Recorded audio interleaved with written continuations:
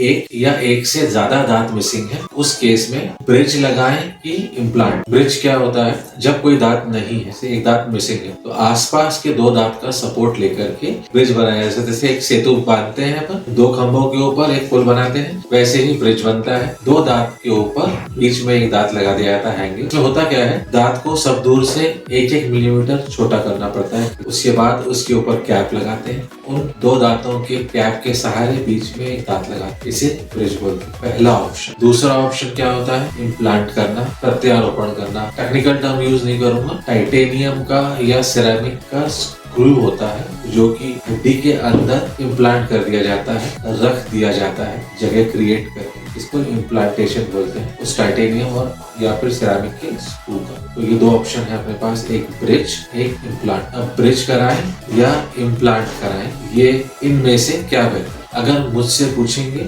अगर आपके पास ऑप्शन है कि ब्रिज या इम्प्लांट में से एक चीज चूज करना है, तो हमेशा इम्प्लांट बेहतर है। इसका मतलब ये नहीं कि हर केस में हमें इम्प्लांट ही करना है। आपके डॉक्टर बताएंगे कि आपका जो केस है वो इम्प्लांट के लिए सूटेबल है या ब्रिज के लिए। अगर आपके डॉक्टर आपको ये बोल रहे हैं कि आप ब्रिज पे भी जा सकते हैं और इम्प्लांट पे भी जा सकते हैं, आपकी चॉइस है, तो आपकी चॉइस हमेशा इम्प्लांट होनी चाहिए। इम्प्लांट प्रक्रियाएं जो है वो 3 प्रकार की होती है। एक होता है इमीडिएट इम्प्लांट, एक होता है इमीडिएट लोडिंग इम्प्लांट, और एक होता है conventional routine implant. Conventional implant में हम इम्प्लांट प्लेस कर देते हैं हड्डी के अंदर और 3 से 6 महीने के लिए उसको भूल जाते हैं। इम्प्लांट हड्डी से जुड़कर हड्डी का ही एक पार्ट हो जाता है, अपनी पकड़ अच्छे से मजबूत कर लेता है। फिर उसके ऊपर का पार्ट, जिसे हम अबटमेंट बोलते हैं, उसके ऊपर कैप लगाते हैं। दूसरा होता है immediate implant. Immediate implant means हमने दांत निकाला और दांत निकाल के तुरंत उसी वक्त वहां पर इम्प्लांट कर दिया।